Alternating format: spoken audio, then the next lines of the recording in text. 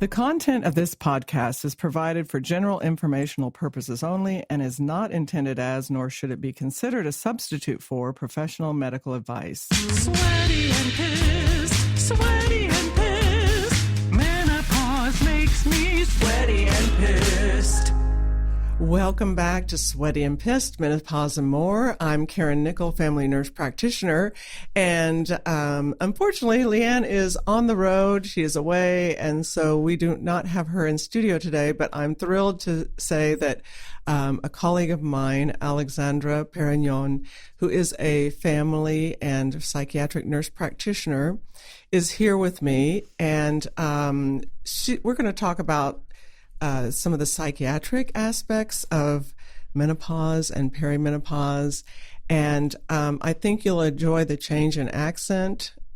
So you're used to Leanne's accent, and you'll hear Alexandra's new accent from her. So she is from Australia originally, and has been in Knoxville practicing for 10 years.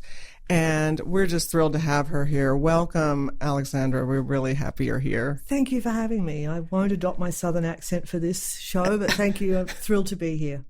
Yeah, we're so glad. Well, we'll really enjoy your accent, so it'll be a new thing for all our listeners. So, when we go into perimenopause, we have so many hormonal changes.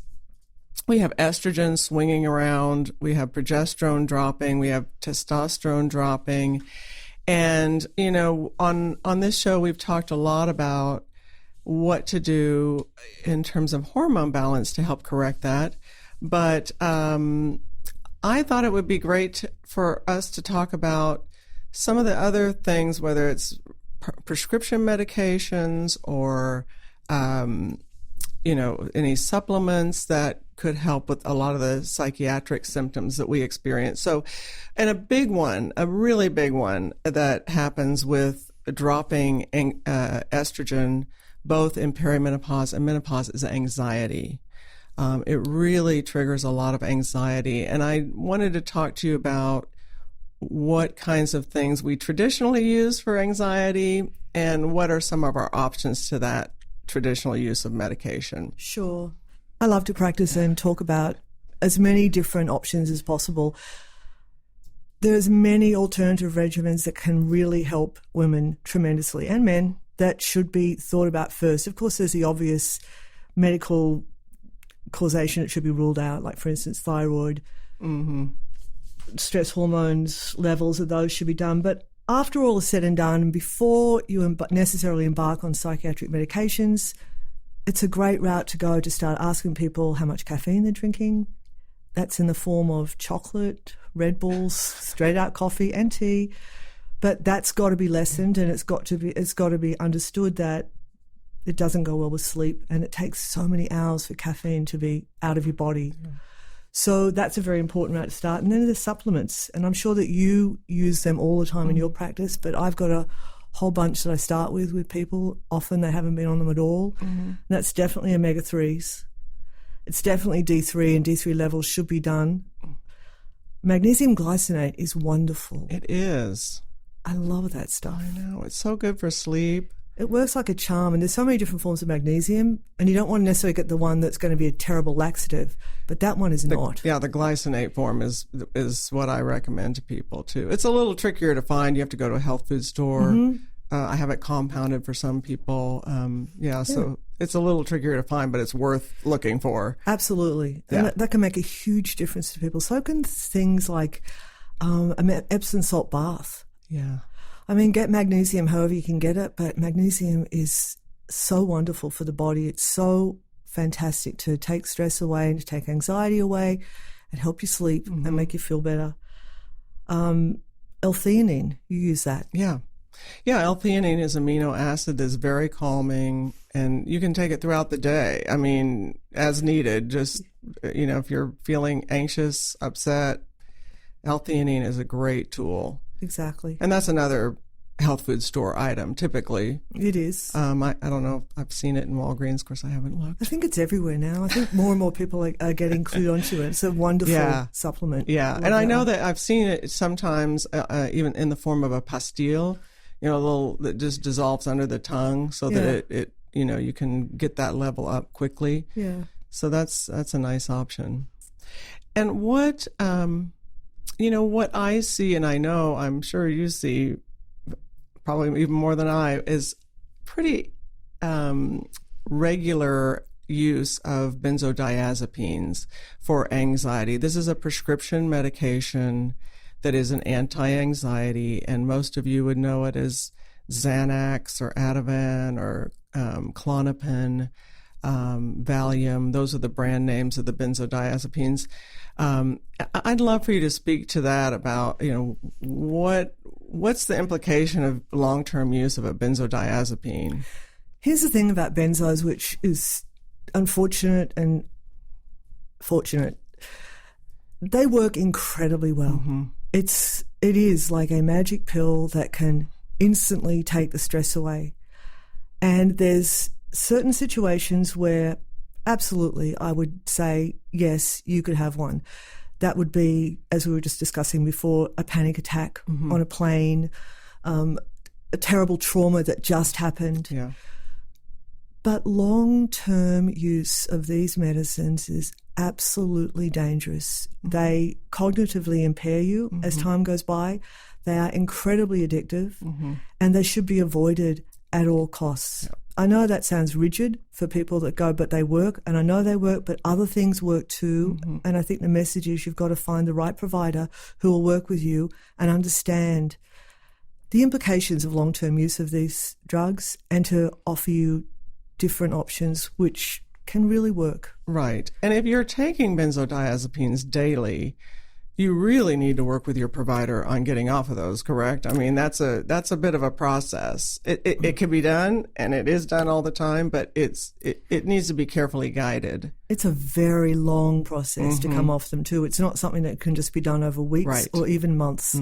It can be done over a year sometimes. And if you don't do it properly, you don't do it under the guided expertise of someone who knows how to do it, you can suffer terribly coming off them. So it's got to be done well, but you can come off them and you can do well and you can flourish and you can sleep again and you can not have anxiety as well because there's other options. Yeah, there are. One thing we talked about on this show previously about a website called PatchMD, and it's patchmd.com. That's Patch, M as in Mary, D as in dog, .com, and it is a place where you can get all kinds of supplements in patch form so that you're using it, absorbing it topically. It was a company that was originally did multivitamin products for people who had bariatric surgery. And they expanded into all kinds of supplements. They even have a D3 calcium patch, but one of the patches they have is a menopause night patch and a menopause day patch. And the night patch has L-theanine, 5-HTP, which is 5-hydroxytryptophan that converts to serotonin. It has valerian root, melatonin, and then some like passion flower and evening primrose and, some of the herbal things that are very calming. In addition to a few vitamins. And because typically what I see, and I imagine that you see it as well, that when you use sort of natural products, that typically for sleep, you have to use more than one thing. Multiple things. Yeah. Absolutely. So having something like that is nice because it's, is it expensive? They actually aren't. They run about $20 a month for a month's supply, and they always have these discount codes. Every time I go to the website, it's like 35% off or 30% off or buy one get one free. There are always these promo codes that they provide. Well, that's doable, and having so many combined is great. Exactly, and you're not popping pills because that's another thing that I see is a lot of frustration with taking so many supplements. Or this doesn't work or that doesn't work. Yeah. And interestingly, melatonin, the lower the dose of melatonin, the better it works, which is really interesting. There's been research done on this, but people seem to think that more is better, but in that case not. Less is better. And there, you can definitely take too much. You can. I mean, in terms of a safety yes, you can. profile. So. Yeah, so that something like that might be a good option. Unless, do you have any particular brands or that you recommend for things? Any of those things you mentioned, fish oil or omega-3 fatty acids? Yeah, the Nordic Naturals is one of the ones that I love the most for the omega-3s, and I think that's such a great supplement. I think it's really good for everybody. It's good for teenage brains, adult brains. I think it's very neuroprotective, and I think it's really wonderful that people be on that. And that is one of my favourite brands. It's the one I've stuck to for years. So also doesn't have, some people get a kind that repeats on them all day. Yes. Yuck.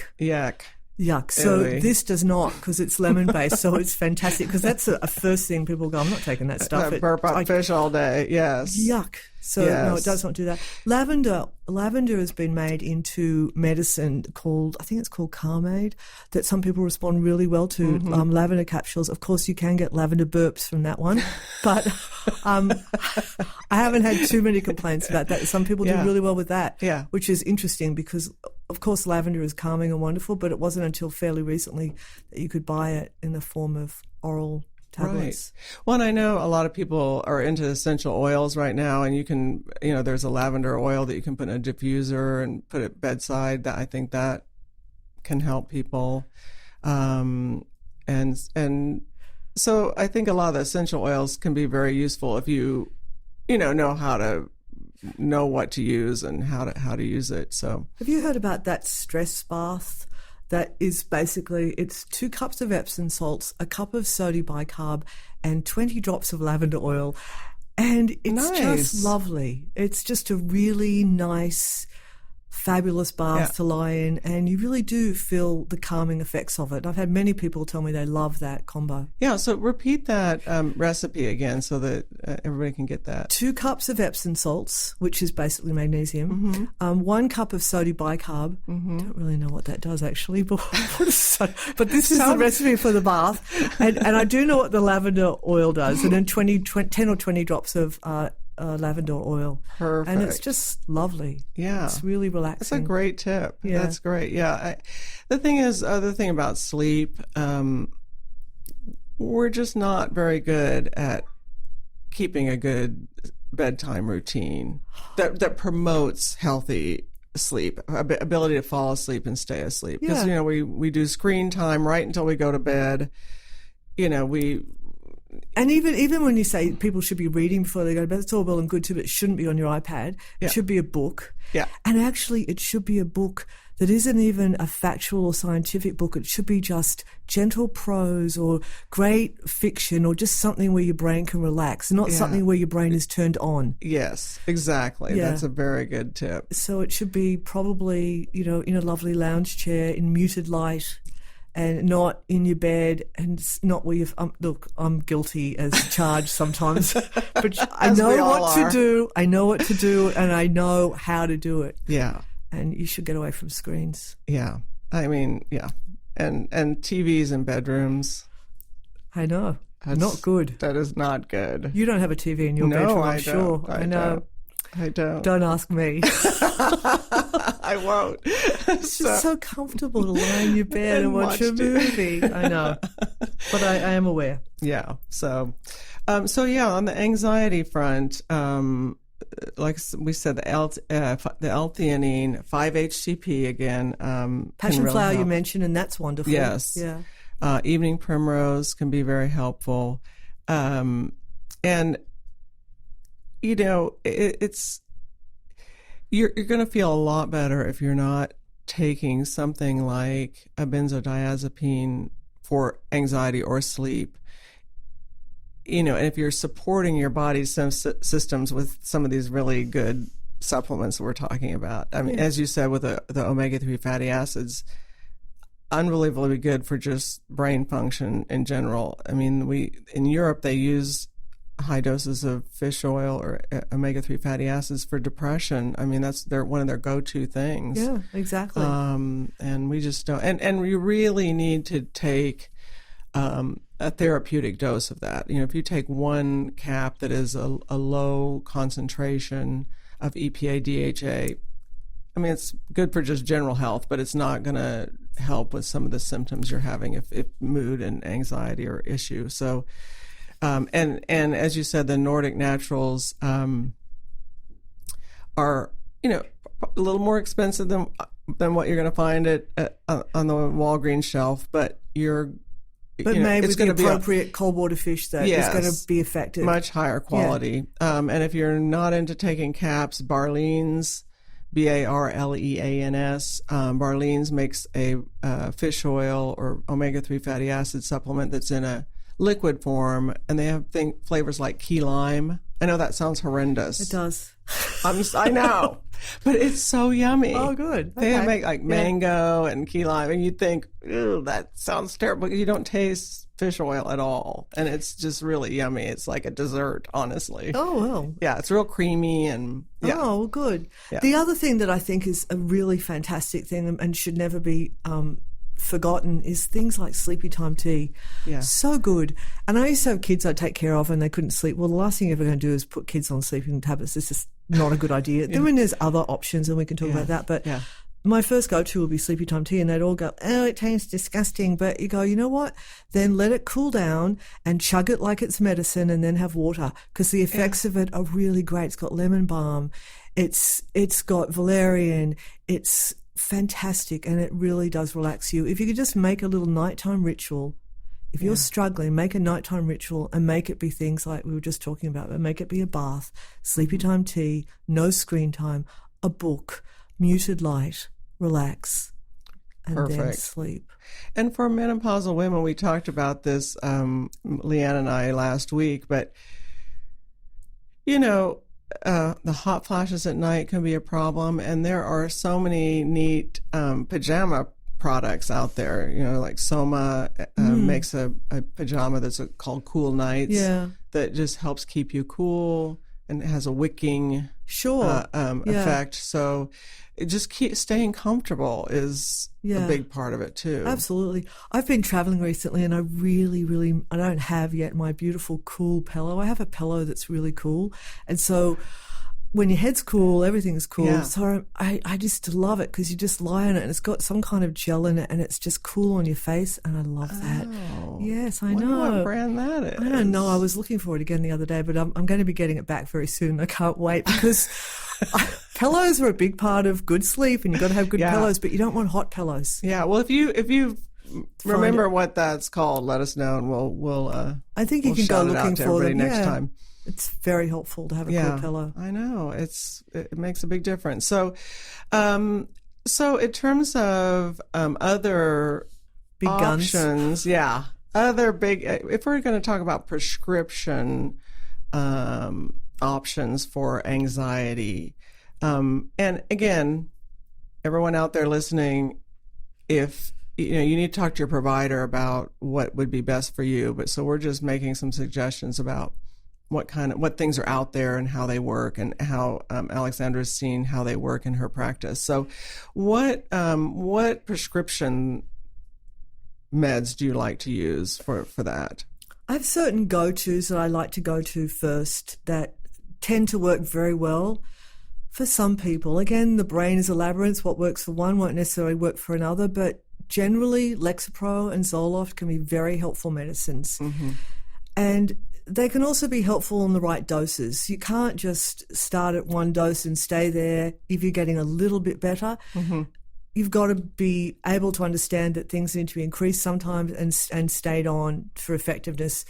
I like Lexapro because it works fairly quickly, and everybody wants something to work fairly quickly when they're stressed and not doing well. That's a good drug for that. Zoloft can take a little bit longer, but both can be very effective. And there's many other things. There's also the possibility to take things as needed that you and I were also discussing, like Buspar.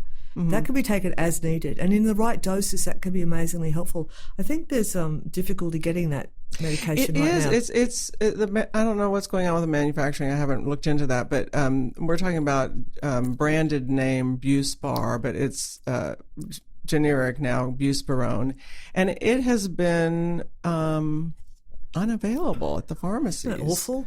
Yeah. Yeah, that's a problem. Because I use that medication a lot for anxiety for my patients, and so you start getting all these calls saying, "Oh, I can't get the medicine." It's a problem. It is, and there's not anything that's equally as wonderful as that. Mm-hmm. So, and again, it doesn't work for everybody. When it does work, it's a great med. So that's worth thinking about. Yeah, and we dose that sometimes every day, two or three times a day, but it can be used as needed, which is sort of how we think about benzodiazepines. Yeah, you could look at it that way. Exactly. Yeah, that's a good option. And in terms of the Lexapro and Zoloft, those are both generic now. They're inexpensive medications. That's another plus. And they're also, if and when the time comes for you to come off of a med, say you're having some situational depression or anxiety, and life circumstances have improved for you, those medications are pretty easy to come off of. I mean, it needs to be guided by your provider, but we don't have a ton of side effects when we're coming off those meds, at least in my experience. No, absolutely. And I think with all psychiatric medications, they need to be supervised carefully going off them. If you just cold turkey go off those meds, you will feel horrible. Not good. Horrible. So I think people really understand enough about it, because if they've accidentally skipped a dose, they understand how they feel. Yeah. So I don't think it's too difficult to guide people into the idea that you need to do it slowly and carefully. And the ones that I've found is particularly tricky are what we call the SNRIs, the serotonin norepinephrine reuptake inhibitors, like Effexor, Cymbalta, Pristique. They're wonderful meds, but you want brain zaps. Go off your SNRI quickly, and you'll feel like you've got had sudden onset dementia. Discontinuation on those meds can be absolutely horrendous, awful. So, really needs to be done carefully. So I'm trying to think of some other things that. Any medications that we really need to avoid. I guess there are, the sleep medications, again, sort of the same problem as benzodiazepines. We have a lot of people on Ambien. And I think, long-term use of Ambien, we really start getting some muddled brain. It was never intended for long-term use, and yet there are people who have been on it for many, many, many years. Yeah. And yes, it really messes with memory after a while. And there's lots of Ambien stories out there. There are. That are very true. Yes. I've had patients tell me the craziest stories of Ambien.